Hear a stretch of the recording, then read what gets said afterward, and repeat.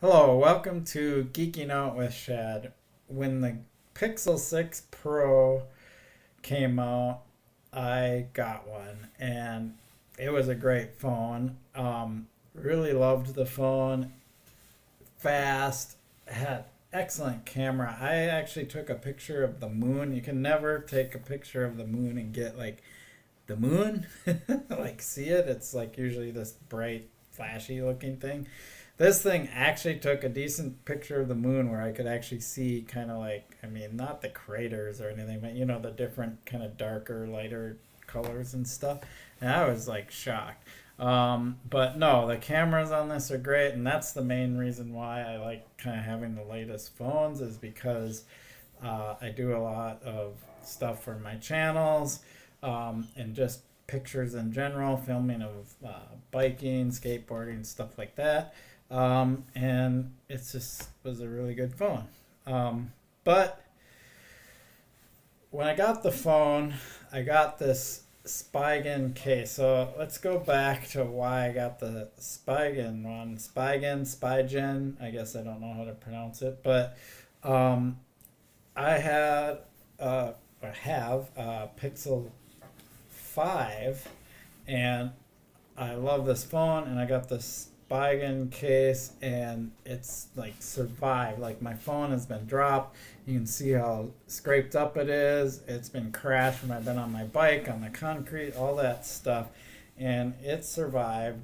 And so I'm like, well, obviously those are the cases to get. So I got that case for the Pixel 6 Pro when I got it.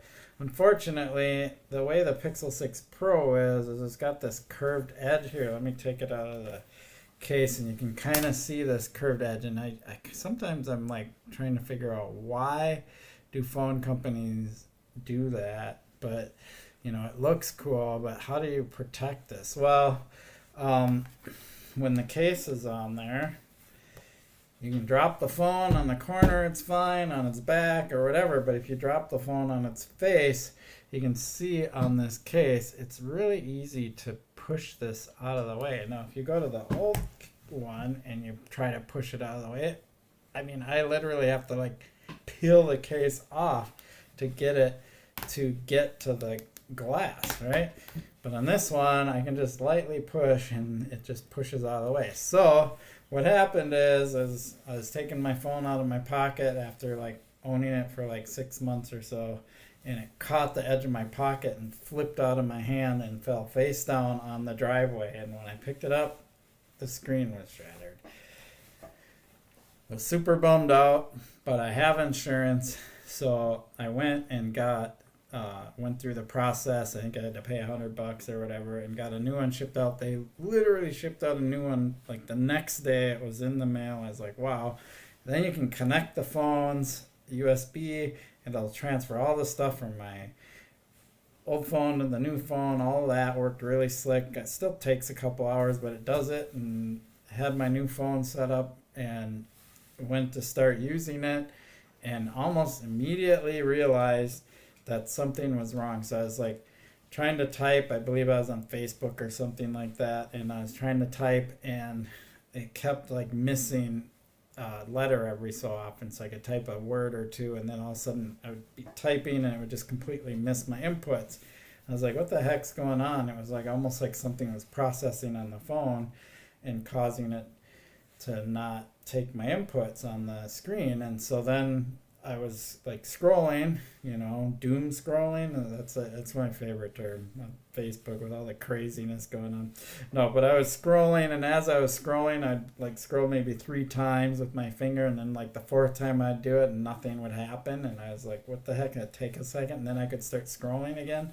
So there's obviously some kind of process or something that was like freezing the phone every once in a while, and then it would go back to normal and then freezing. But it was happening like enough, like every 20, 30 seconds to really make it a pain to use.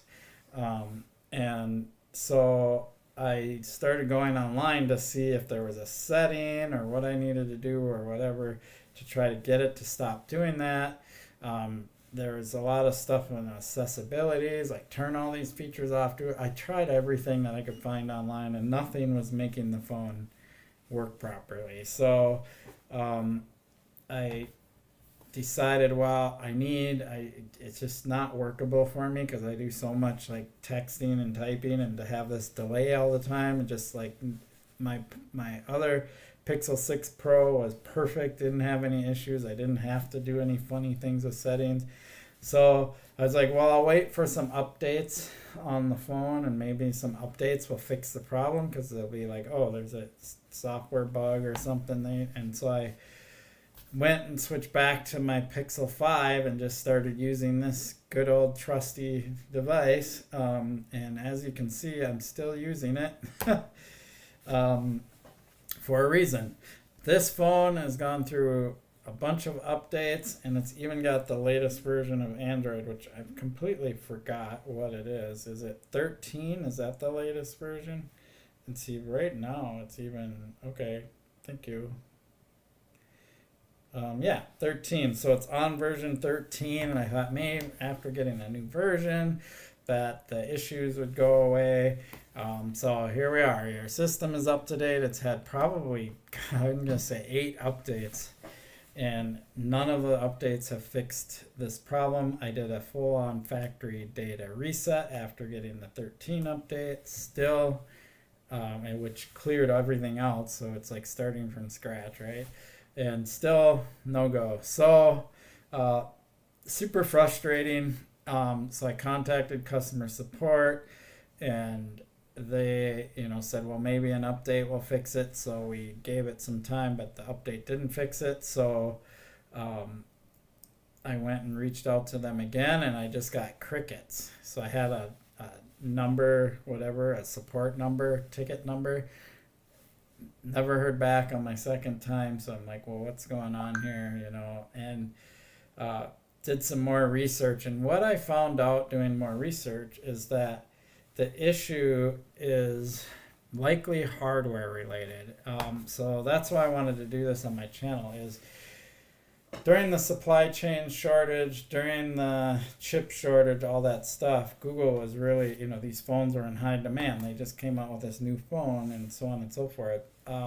There was a lot of hit and miss going on, and apparently Google was having to contract out to unproven chip makers and other chip makers to do their stuff than what they're familiar with and what has been vetted through. So what I found out online, I'm not 100% sure that's the problem, but I'm pretty sure, because no software has been able to fix this yet, is that this just has one of these crappy chips in it during the chip shortage and the supply chain issues, and that it's just, there's no way to overcome this hardware problem. So I believe it's hardware related. If you know of a fix for this, put it in the comments. Certainly would be cool if there was, but I tried, I swear I tried everything. So, and I'm kind of one of these people that am like, should I just be super critical and angry and no, I'm not. I'm a software engineer. I'm in the IT field. I kind of understand why something like this would happen. It's frustrating. I don't like it, but it happens all the time in certain things, and there's just these situations like this. And so I don't fully 100% hold it against the company. I mean, I guess what I hold it against is this idea that we're trying to move so fast and we can't wait for things, and we got to have the latest, greatest, and I'm guilty of that, right? Because of that, because they came out with this new phone, they couldn't just wait until they got their good vetted chips. They had to get them out there. They got to beat Apple, right? They got to beat Samsung and the other phone makers or whatever, right? Like it's competitive, but because of that, every once in a while you get these companies that push things out there when they really shouldn't, or they didn't test them thoroughly enough, things like that.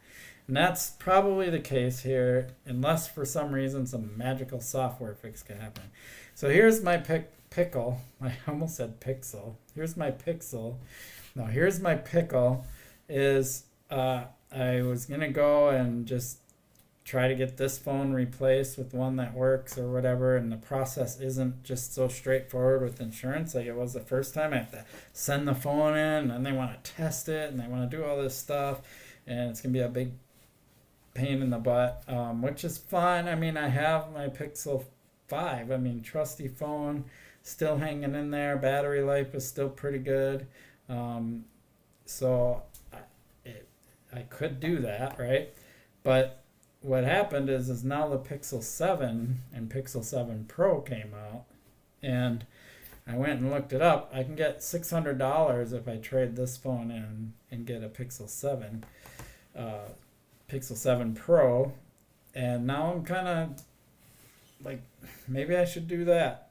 Couple advantages of doing that is I get a brand new phone. Obviously, that probably works, right? And I have something I can review here on this channel. And having things to review on a channel like this is kind of nice because people like to see reviews, especially when someone like me who just flat out tells you like it is. I don't mess around. I don't have anybody to impress. I don't get anything for free to say, hey, I'm going to prop this company up. I'm going to tell you like it is. Tell it like it is. Cool. So I might do that. I might go with the Pixel 7 Pro because it seems like going and getting this thing replaced or fixed is going to be a huge hassle. If you want to give me some advice in the comments, sure, give me advice. And if your advice is get an iPhone, I'm going to ignore it. So I'm a software engineer. I don't want an iPhone. I don't want any real Apple products. The only Apple product I have is the computer that's issued to me from my work, which is a MacBook Pro, which is a great computer for doing software development. But I am definitely not one of these Apple people. So you won't be seeing any Apple things reviewed on my channel. Right? Well, I shouldn't say any, but it'll be rare. So, yeah. And I should talk about that on my channel. I use the Google Fi network, which is kind of why I stick with the Google ecosystem. That has been great. I get service everywhere I go with that. So I'll talk about that sometime. And that's why I would go with another Pixel phone, because these just seamlessly integrate with Google Fi. Super slick. Cool. I appreciate your support for my channel. Please like and subscribe. Peace.